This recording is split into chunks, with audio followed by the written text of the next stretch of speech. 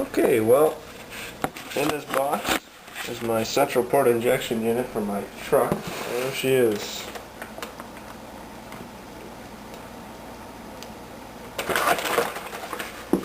There's fuel lines. This is my 93 S10 Blazer.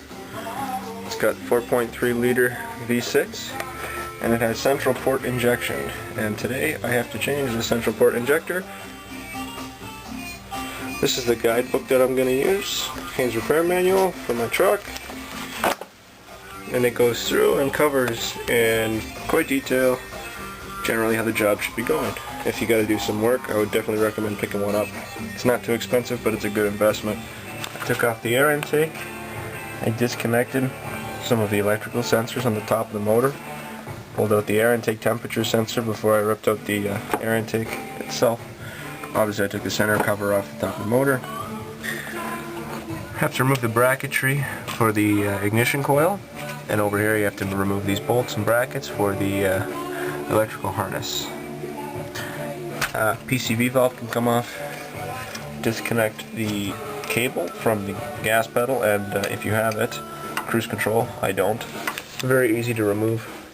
You lift the cable forward, the ball on the end of the cable will actually just pop right out. So I'm going to go ahead and remove this bracketry and get myself down right to the intake. I have since removed the coil from the mounting points. I went around the intake plenum. I removed all of the bolts, the nuts that were holding it on. They're all assorted. Some are long, some are short. Try and keep track of what was where. I removed the PCV valve from here, just pulled it out of the way more or less. I'm going to take out the guy in the middle there. Can't remember what it's called. I'm going to take that out. It's like a flapper inside. I'm just worried that I might break that blade off if I'm not careful, because I got to kind of pry off this manifold. It's going to be stuck on there for sure. So just so I don't break anything, I'm going to go ahead and take this guy out. Okay, I loosened the two screws on there. Should just pop right up. See what I mean? I know that this particular piece is over $200 to replace. I don't want to have to do that. Okay, and it looks black in there like crazy. Oops. Let's see what kind of discoveries we're going to have underneath there. Actually, I hardly had to touch it. It popped right out. I want to talk about fuel leaking. I wish you guys could smell that. You could see it, first of all. Look at that. It's actually puddled up inside there, too. I'm going to try and clean this thing out a little bit and get it looking a little nicer. Okay, I went ahead and removed the gasket. Most of it lifted right off. A little section of it broke. Obviously I bought a replacement one right there. I'm not going to mess around with the old stuff. Just want to make sure that these mating surfaces are very clean before anything goes back together. Now, an important thing that I was reading about when doing this job is to make sure that obviously you plug the right nozzle into the right hole when you're reinstalling this CPI.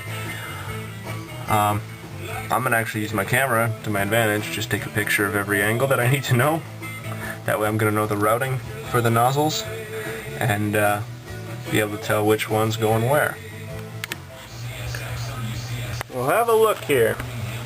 I was very careful removing the clips, gently squeezing, slowly wiggling it out. Took a little bit of time, but I was able to remove the entire unit without breaking any nozzles, any clips, anything like that. And a fuel line retainer pops off of here. Both fuel lines pulled out. I used the valve in the back of the motor there. I'll show you. If you follow the fuel line right here, there's a little nipple valve there that allows you to check fuel pressure when the vehicle's running. So it'll tell you what the pressure is just as it's coming into the unit. It's just a little ball valve. It just needs to be pressed in a little bit and it'll release the pressure. I put a cloth over top and I just pressed it with a little screwdriver with a small end on it. Just enough to get all the pressure out, and then I released the fuel lines. Of course there was still pressure in the line, but it was minimal compared to what it would have been. Considering these engines run at, between 54 and 64 PSI, this is definitely something you want to consider. Otherwise you're going to be wearing the fuel all over your face when you try to unhook this. So I'm going to get these hoses out of my way here. They come apart back in this direction towards the back of the engine. I managed to remove the fuel line retaining clamp into the back of the motor. I did buy new fuel lines to go into the injector. They advise that you replace these when you do open this up, just to try and avoid leaks and problems. It's actually quite difficult to get to. I kind of had to make my own bit up there. Fortunately, my kit comes with a new bracket, a new bolt, already installed with thread lock. Awesome. So now I'm just going to wiggle these guys out of the way, push back the fuel lines, and pop them out of the block.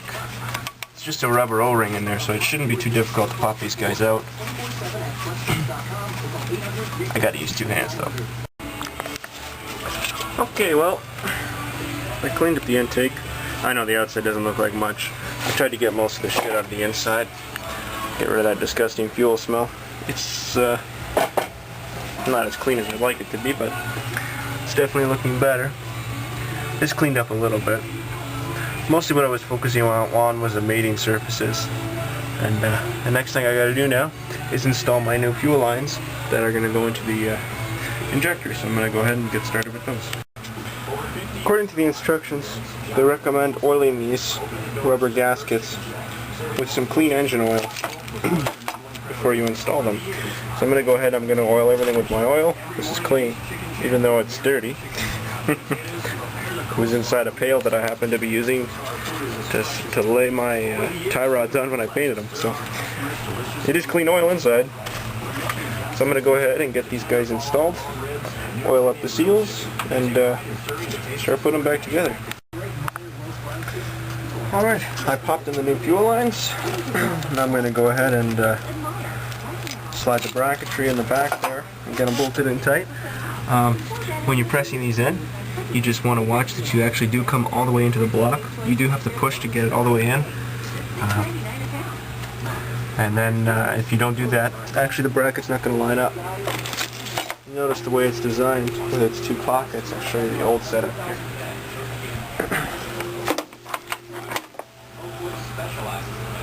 They actually have a slotted insert on them, so it's pretty India-proof. It forces you to put them in all the way. Otherwise, that bracket is not going to fit. Alright, I got the clamp installed in the back, retaining the fuel lines. I'm going to go ahead and actually attach the fuel lines with my flare nut wrench. And then I'm going to go ahead and install the actual central port unit. Okay, well, time to install the new central port injection unit. I have already put some oil on those O-rings on the fuel lines. I'm going to gently slide this into place with these clips. They fit into the grooves here that are carved into the middle. And then I'm going to use the old unit for the plumbing to show me exactly what goes where. I'm going to go ahead and start by installing this, making sure that the fuel lines are plugged into the inlet and outlet properly. And then I'm going to use the retaining clip to lock everything into place. Alright, I've got the unit clipped into place. This is the retaining clip that holds the fuel lines inside. Now it's just a matter of routing and plumbing these the same way that they used to be when I removed the old unit.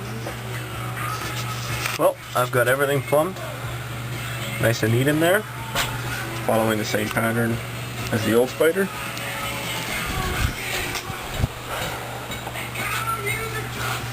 Now what they recommend you do is turn on the ignition without starting the vehicle, check for any fuel leaks, and then you can go ahead and close it up. I just laid in the new air intake gasket. I set it in nicely, made sure all the holes were lined up properly in the right direction. I did check for a fuel leak. There's nothing, which is excellent. I reinstalled the electrical connector previous to checking for a fuel leak. And there is a rubber boot on there that tends to fall off. Watch you don't drop it inside the motor. I was able to hold on to mine. I didn't lose it. I reinstalled it. So now I'm going to go ahead and put the intake back on the top and torque it down to the specs. This book lays out everything you'll need. The CPI air intake plenum fasteners, 124 inch-pounds, throttle body components, and it goes through and labels everything. It's excellent. It's a very nice reference to go for.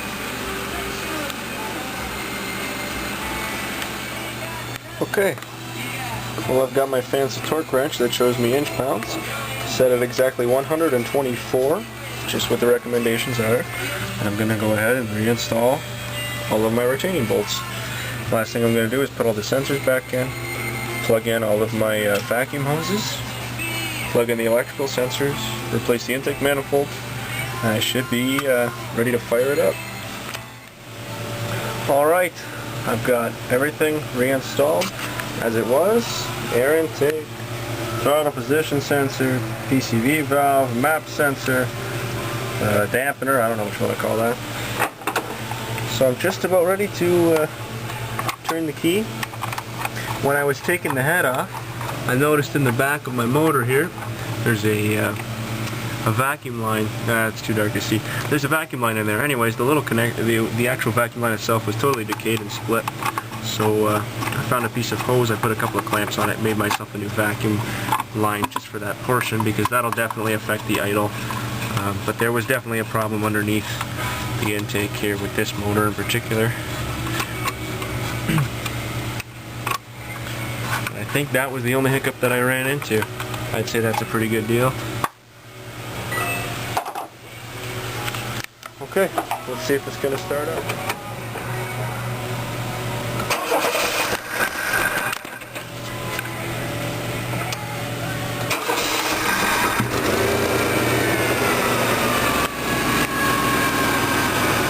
That was easy. No engine light. My idle is spot on.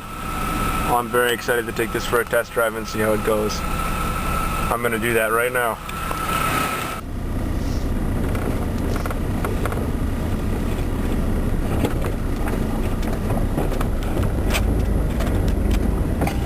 So far the idle is excellent. There's no idle speed adjustment on its own here. Usually it would change when I would change gears and it would decide to adjust itself. Feels very nice and smooth. It's quiet. From what I've read, it takes about 10 miles or roughly 20 kilometers to break these things in properly to get them to run exactly how they should. I already noticed there's next to no rattling compared to what there used to be. This truck used to shake like crazy when you would drive it, just because of that rough idle.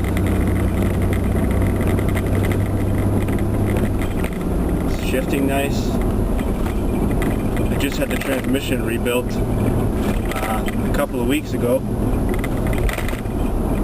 It ended up having an internal leak, so I was losing pressure inside, so every time it was trying to shift, it wasn't reaching the proper pressure to shift.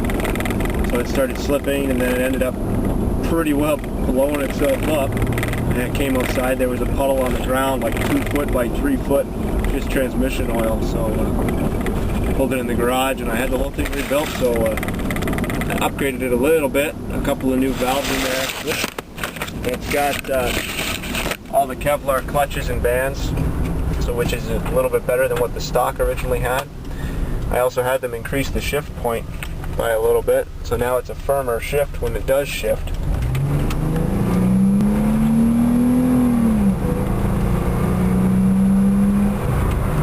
There's 100. Very smooth, very comfortable. This is excellent.